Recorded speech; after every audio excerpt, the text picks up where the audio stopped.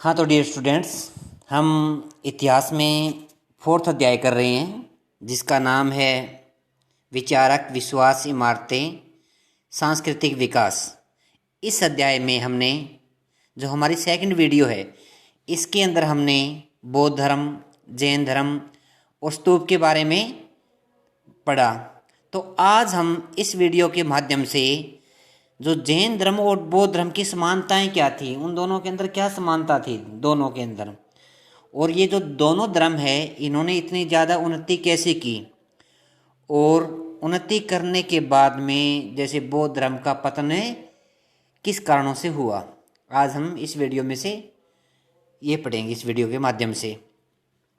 तो dear students, सबसे पहले हम ये देखते हैं कि इन दोनों धर्मों की समानताएं, भी दोनों धर्मों में क्या समानता थी, समान चीज़ें क्या थी दोनों में।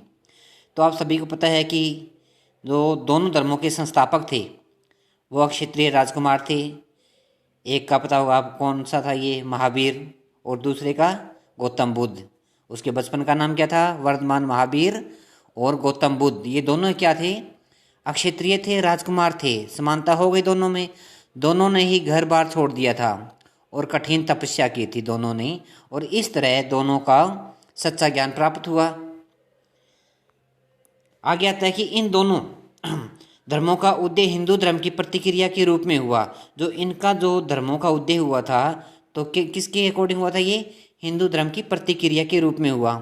महावीर स्वामी और महात्मा बुद्ध दोनों ने हिंदू धर्म में प्रचलित कुरीतियों का विरोध किया था। हिंदू धर्म में कुरीतियाँ होता है, जो बुराई होती है ना हिंदू धर्म के अंदर, भाई क्या क्या बुराई थी उनका विरोध किया था, कुरीतियों का विरोध किया था। ये जो हिंदू धर्म के अंदर क्या थी, कोई बुराई थी उसका विरोध किया था ये, और जनता के सामने धर्म के सरल नियम रखे। और क्या है, जो उन्होंने अपने जो बाद में नए नियम बनाए वो जनता के सामने रखे, और दोनों के उपदेश ने अलग अलग नए धर्मों का रूप धारण कर लिया।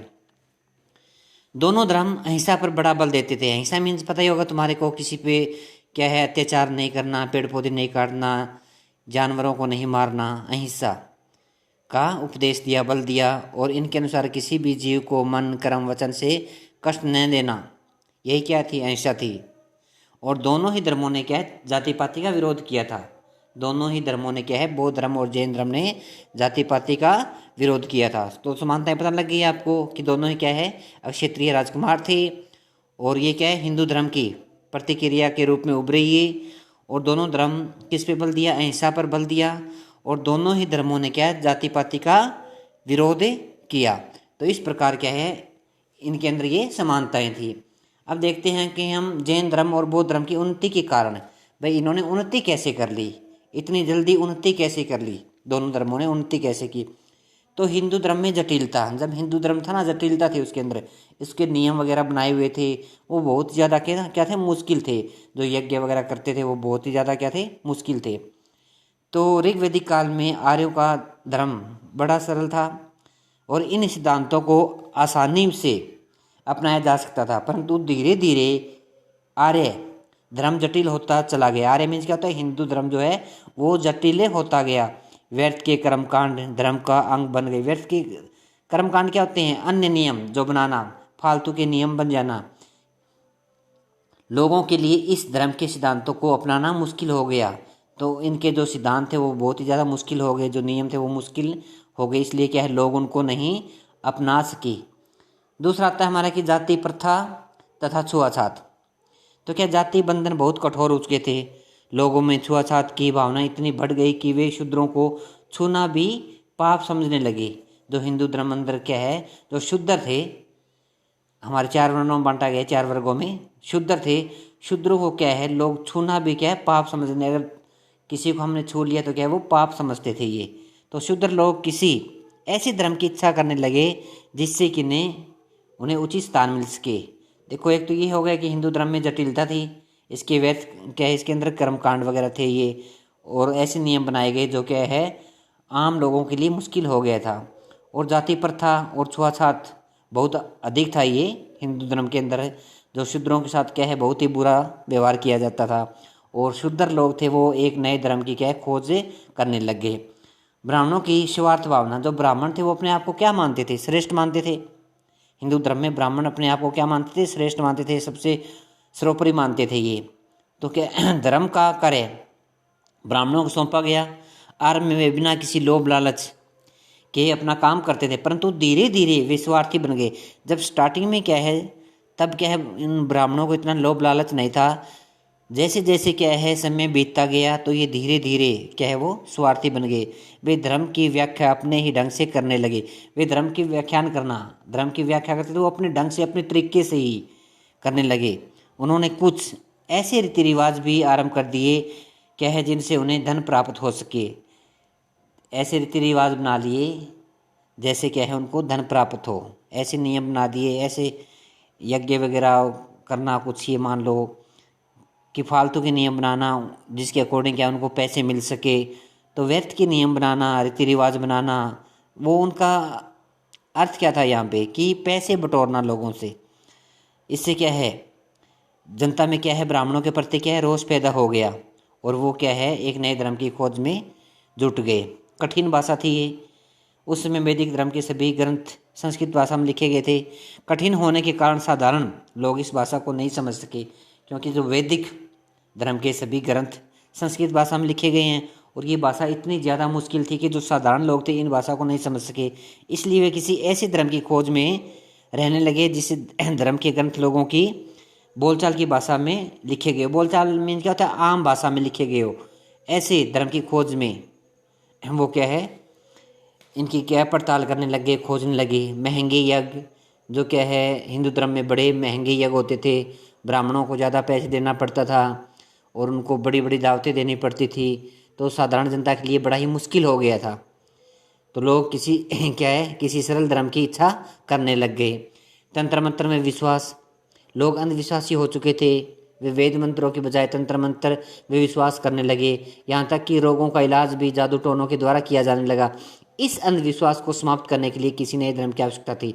जो हिंदू धर्म के अंदर क्या था, लोगों ने क्या किया, जो अंधविश्वासी हो चुके थे वो क्या, जो भी अगर कोई व्यक्ति रोगी या किसी को रोग लग गया कैसे भी, तो वो उसका इलाज डॉक्टर के पास जाकर नहीं करवाते थे, केवल जादू टोनों के द्वारा करवाया जाता था।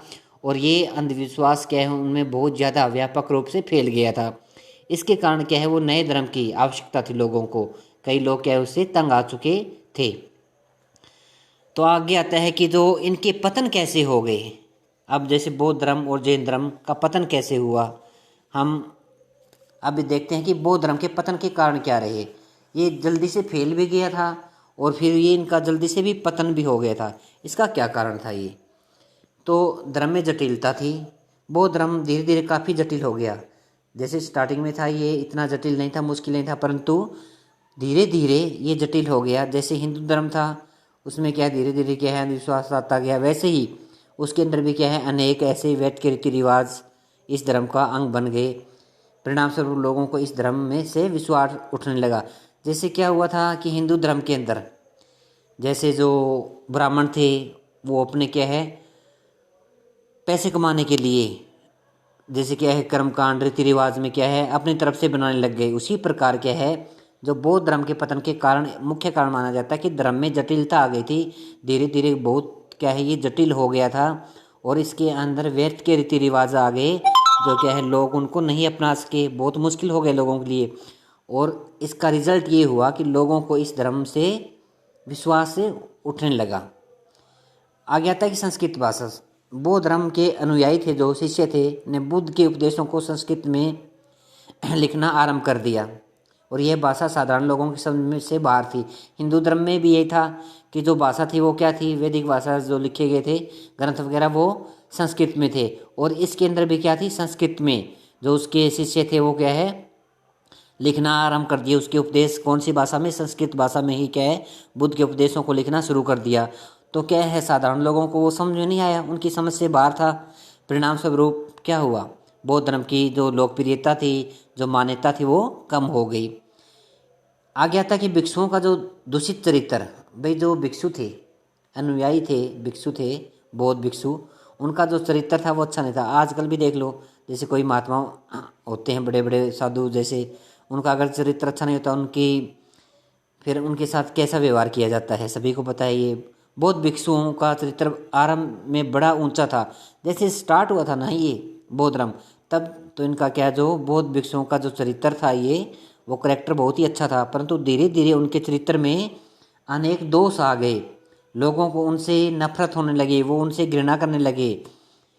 इस बात का बौद्ध धर्म पर बहुत बुरा प्रभाव पड़ा। सबसे ज़्यादा इफेक्ट इसी से पड़ा है कि उन भिक्षुओं का जो चरित्र था वो अच्छा नहीं था। लोगों से वो क्या, लोगों का विश्वास क्या है इस धर्म से उठ गया।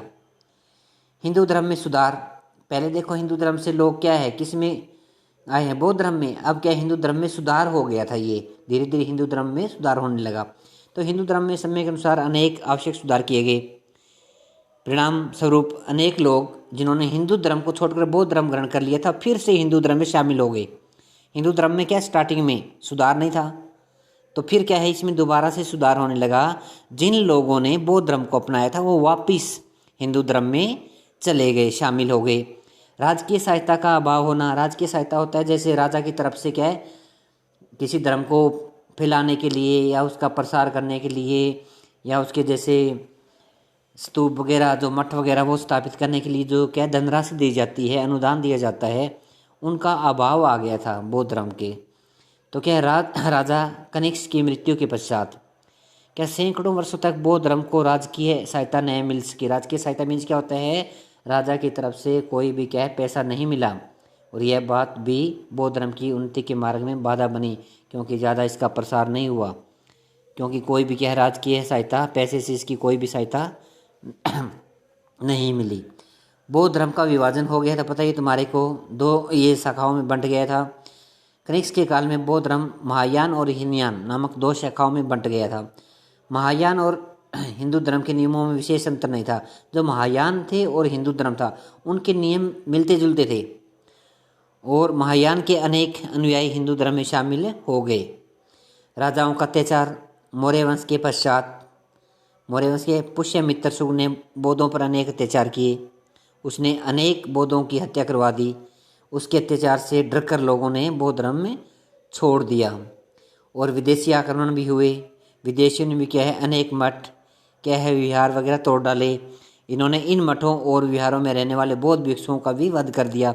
इस प्रकार धीरे धीरे भारत में बौद्ध धर्म पूरी तरह से लुप्त हो गया। पहला है धर्म में जटिलता आ गई, संस्कृत भाषा थी, भिक्षुओं का दूषित चरित्र, हिंदू धर्म में सुधार आ गया था, वापस चले गए। राजकीय सहायता का अभाव था, बौद्ध धर्म का पतन होने का मुख्य कारण था ये।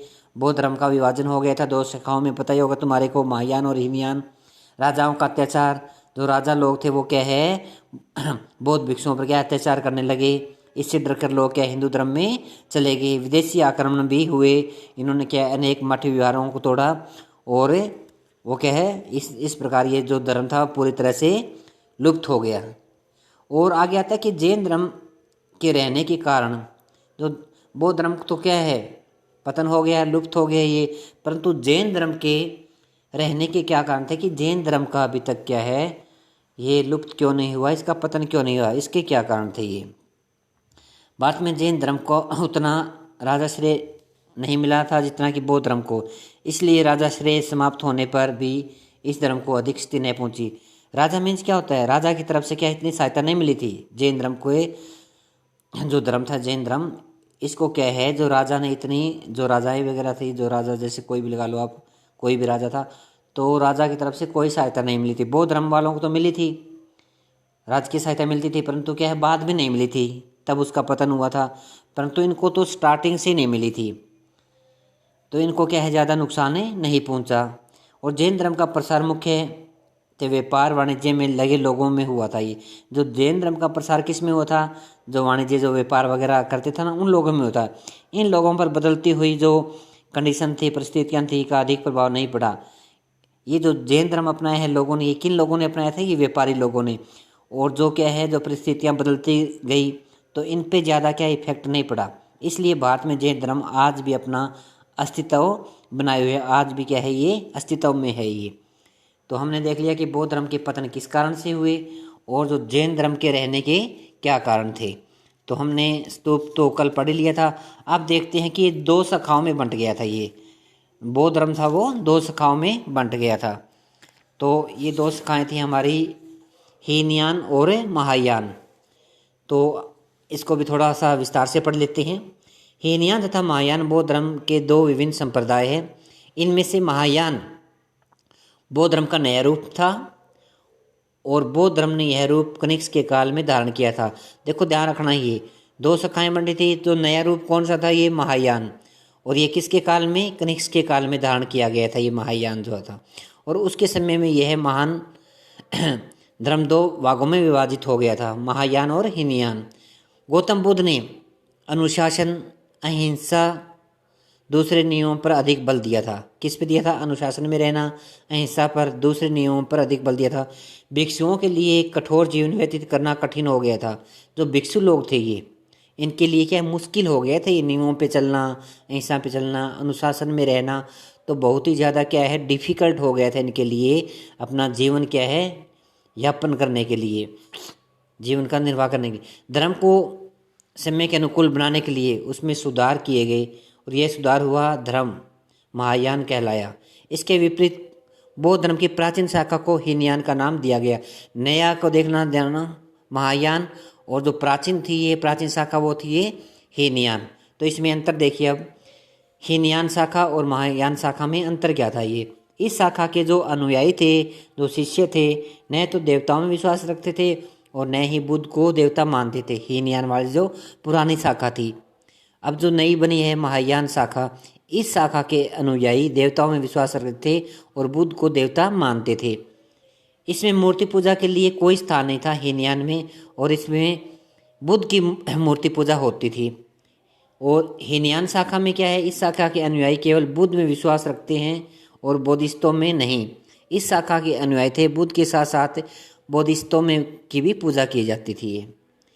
आगे आता है कि इस शाखा के जो शिष्य थे अष्ट मार्ग को जीवन का सच्चा मार्ग मानते हैं, और जो महायान वाले हैं वो किसको मानते हैं? पूजा पाठ पर ज़्यादा बल देते हैं।